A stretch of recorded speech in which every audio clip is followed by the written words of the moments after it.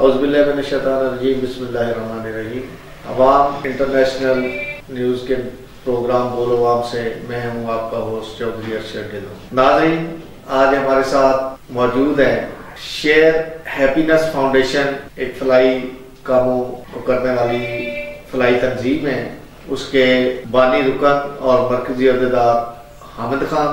ये एक नौजवान है जो कि अपनी तालीम के साथ साथ फलाई कामों में भी बढ़ चढ़ कर हिस्सा ले रहे हैं। इनसे हम इनकी तंजीम के बारे में और इस तंजीम के क्याम के बारे में और इसके अगराज़ और मकासद के बारे में बात करेंगे। तो हामिद खान साहब, हम आपको स्टूडियो में खुश आमदीद कहते हैं। इस वक्त जिस तरह के हालात हमारे माशरे के चल रहे हैं और सोशल मीडिया एक्टिविटीज और स्टूडेंट्स लाइफ को जिस तरह इसने तबाह किया हुआ है, तो आप फर्स्ट ईयर के तालिब इल्म हैं, इसके साथ साथ आप फलाई कामों में भी हिस्सा ले रहे हैं। तो सबसे पहले तो मैं आपसे ये दरख्वास्त करूंगा कि आप अपनी तंजीम के बारे में थोड़ा तारफ करवाएं कि आपकी ये तंजीम क्या है। शेयर हैप्पीनेस फाउंडेशन क्या काम करती है, और जैसा ये बड़ा यूनिक सा नाम है कि भाई शेयर हैप्पीनेस, खुशियां तकसीम करो, तो इस वक्त मुआशरे में खुशियां तकसीम करने का अवसर तो खाल खाल ही नजर आता है, मगर उसके बावजूद आपके ज़हन में ऐसा तखय्युल आना, आप बानी रुकन है इस तंजीम के, जरा अपनी तंजीम का तारुफ करवाएं, फिर आगे हम बात करते हैं।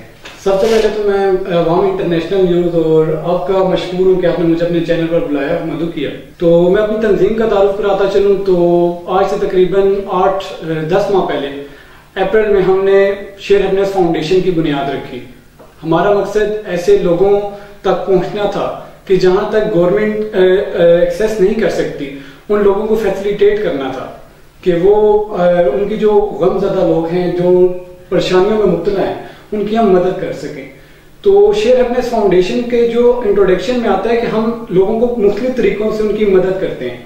सबसे पहले तो हमारी आती है फूड ड्राइव में। फूड ड्राइव में हम बाइज्जत तरीके से मुस्तहिकीन तक खाना उन्हें देते हैं।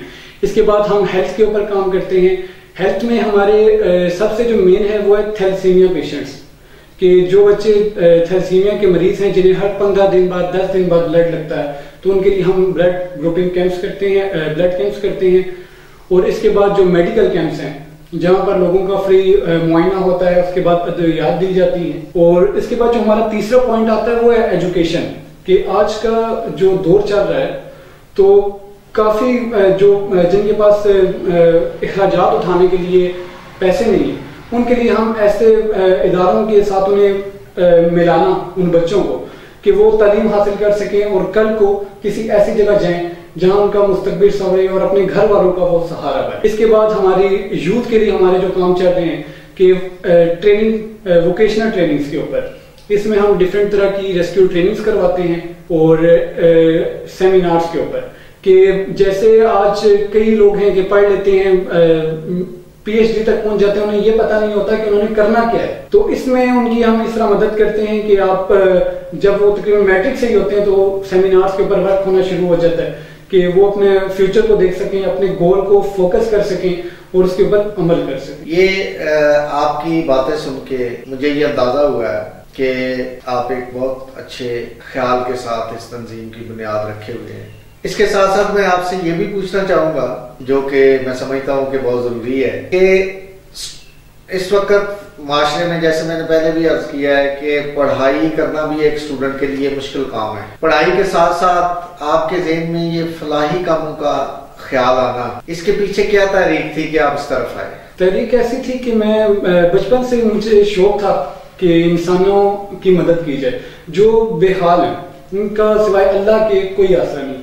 तो हम अल्लाह के ऊपर, अल्लाह की मदद के जरिए हम उनका जरिया बन सकते हैं, कि अल्लाह ने हमें तौफीक देता है कि हम उनकी मदद करें और उनको किसी भी तरीके से, चाहे वो माली लिहाज से हो, चाहे वो कोई और मामला हो, उनकी मदद करें और उन तक खुशियां पहुंचाएं। तो जैसे कि आपने बोला कि तालिब इल्म में, तो मैं फर्स्ट ईयर का स्टूडेंट हूँ और मेरी जितनी भी टीम है और जितनी भी स्टेम ऑर्गेनाइजेशंस काम कर रही हैं हमारे साथ की, उसमें तकरीबन तालिब इल्म पाए जाते हैं। और जैसे कि आपने कहा कि इससे तालीम पर हर्ज पड़ता है, तो बिल्कुल ऐसा नहीं है। हमारे जो एक्टिविटीज होती हैं, प्रोग्राम्स होते हैं, ज्यादातर संडे के दिन होते हैं और इसमें हम किसी भी मेंबर को फोर्स नहीं करते कि वो इसको अटेंड करें ही करें, ताकि अगर किसी के पेपर्स चल रहे हैं तो अगर हम उसको फोर्स करते हैं वो प्रोग्राम पर आ जाता है, उससे उसकी तालीम पेपर्स के ऊपर इम्पैक्ट पड़ता है, तो ये काफी बुरी तरफ चला जाता है। तो वो मेंबर्स आजाद है अपने फैसले करने में, और वो आसान तरीके से जिस तरह वो पॉसिबल होता है वो आकर हमें ज्वाइन करते हैं और हमारी मदद करते हैं, चाहे वो माली लिहाज से हो चाहे वो बातमी लिहाज से। तो ये किस तरह एक टीम वर्क आपका मैनेज होता है, इसको कैसे आप वर्कआउट करते हैं, प्लान आउट करते हैं और आगे इसको लोगों तक डिलीवर करते हैं, इस बारे में भी थोड़ा सा हमें बताइए। सबसे पहले तो जो मेंबर हमें ज्वाइन करते हैं वो उनकी एक्टिविटीज पर होता है कि वो एक्टिव कितना रहते हैं। उसके बाद उनमें डेजिग्नेशंस तकसीम की जाती है कि उसमें प्रेसिडेंट की आ जाती है, वाइस प्रेसिडेंट की आ जाती है, इसी तरह मेल फीमेल के लिए। तो सबसे पहले हम एक्टिविटी प्लान करते हैं कि हमने ये फूड ड्राइव करनी है या ये मेडिकल कैंप करना है, तो उसके लिए स्टार्टिंग से वर्किंग करनी स्टार्ट हम कर देते हैं तकरीबन मंथ 2 मंथ से। अब जैसे हम मेडिकल कैंप करते हैं तो इसके लिए हम सबसे पहले जो मेजर इशू आता है हमें मेडिसिन का, कि मेडिसिन हमें कैसे हम लोगों को प्रोवाइड करेंगे, तो इसलिए प्रॉपर प्लानिंग की जाती है। तो उसके बाद जब ये प्लानिंग हो जाती है तो एक बाकायदा डेट अनाउंस करके हम एक ब्लड के ऐसी जगह पर जहां मेडिकल कैंप करते हैं जहां ऐसी जगह पर मुस्तकीन लोग पाए जाते हैं, तो इस तरह से हम काम करते हैं। और डिफरेंट जो आपको मैंने बताया कि फूड ड्राइव जो हमारी होती हैं तो वो ऐसे एरिया में होती हैं जहां पर ज्यादातर मजदूर होते हैं, और कि आपको पता है कि मजदूर दिन दिहाड़ी काम करके अपने बच्चों के लिए, घर वालों के लिए कुछ रकम इकट्ठी कर पाता है। तो वो हमने ये सोचा कि वो ऐसे हालात में वो दिन का खाना भी नहीं खाएगा, कि अगर उसको अपने बच्चों की फिक्र होगी, तो इसके लिए हम उनके लिए फूड ड्राइव करते हैं ताकि उन्हें एक अच्छा खाना उन तक बाइज्जत तरीके से पहुंचाया जा सके। तो इसके लिए स्पेशल कोई आप पॉइंट मैनेज करते हैं या किया हुआ है, कोई रेगुलर बेसिस पे कर रहे हैं, किस तरह की प्लानिंग है ये आपकी? हमारी तो अभी हमने अभी स्टार्ट ही किया, तो हमारी कोशिश होती है कि हम एक महीने में एक फूड ड्राइव लाजमी करें, क्योंकि हमारा स्टार्ट है। तो इंशाल्लाह आगे प्लान है कि जैसे जैसे वक्त गुजरता जाएगा तो हम इसको रोजाना की बुनियाद पर करना स्टार्ट कर देंगे। तो वो जो दूसरा आपने पॉइंट पूछा कि आपका कोई एरिया होता है, पॉइंट होता है जो आपने सिलेक्ट किया होता है, तो एरियाज काफी होते हैं। हम जितने भी मेंबर्स हैं वो अपने आसपास एरिया में देखते हैं कि यहाँ ऐसे मुस्तहिक हैं जिनको हम काम उनके ऊपर कर सकते हैं, तो वो फिर हमें बताते हैं। उसके बाद फिर हम उसको वेरीफाई उस जगह को करके कि वाकई कि ये जगह हम करने के काबिल है कि इसके ऊपर हम फूड ड्राइव करें, मेडिकल कैंप करें या इस तरह कुछ।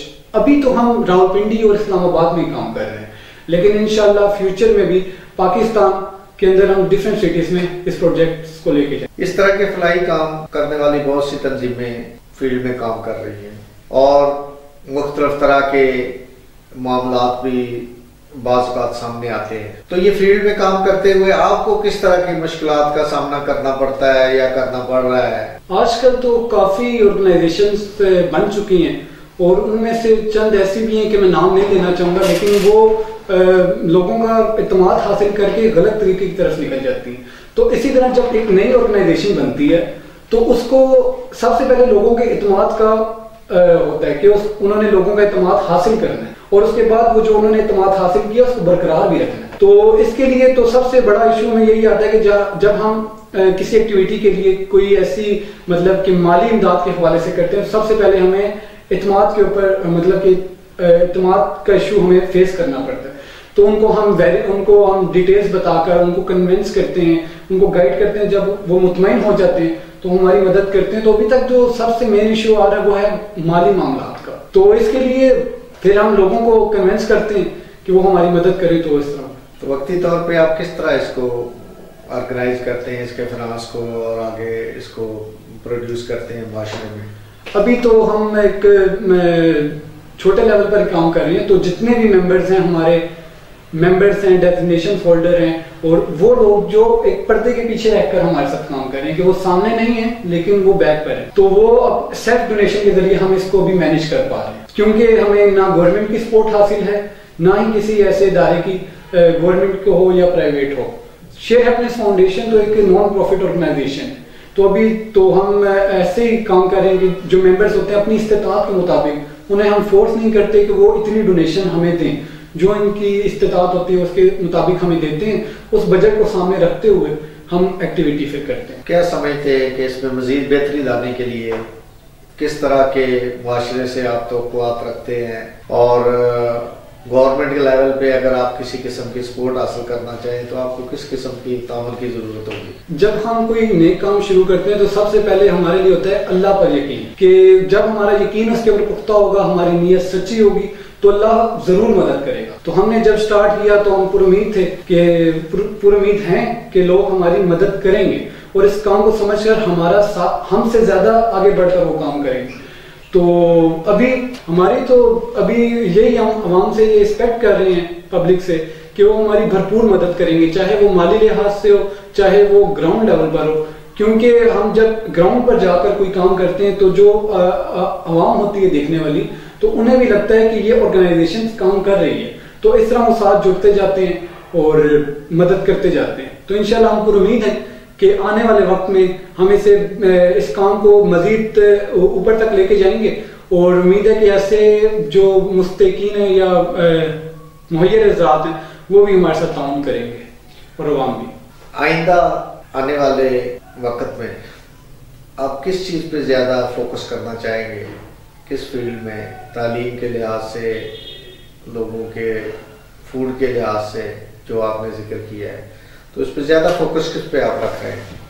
हमारा फोकस जो आने वाले वक्त में होगा कि हम तो सबसे पहले अपना एक ऑर्फनेज बनाएं जहां पर हम बच्चों को फैसिलिटेट कर सकें, और इसके बाद हम एक जो जहेज की लानत आज हमारे मुल्क में पड़ चुकी है उसके खिलाफ हम जिहाद एक किस्म का शुरू करें, ताकि वो बेटियां जो सालों के आसरे पर बैठी रहती हैं सिर्फ जहेज की वजह से, तो इस जहेज की लानत को खत्म करके हम इस बहुत बड़े मसले को खत्म कर सकते हैं। और इसी के साथ साथ जो थैलेसीमिया के पेशेंट्स हैं जिन्हें हर 15 दिन बाद 30 दिन बाद ब्लड लगता है, तो उनके लिए हम कहते हैं कि सबसे पहले तो थैलेसीमिया जो भी शादी करने वाले हों उनके लिए थैलेसीमिया टेस्ट लाजमी है कि वो थैलेसीमिया का टेस्ट करवा लें। अगर वो किसी को थैलेसीमिया हो तो थैलेसीमिया माइनर हो तो वो माइनर से शादी ना करे। तो इस तरह काफी इश्यूज का बाद में सामना करना पड़ सकता है।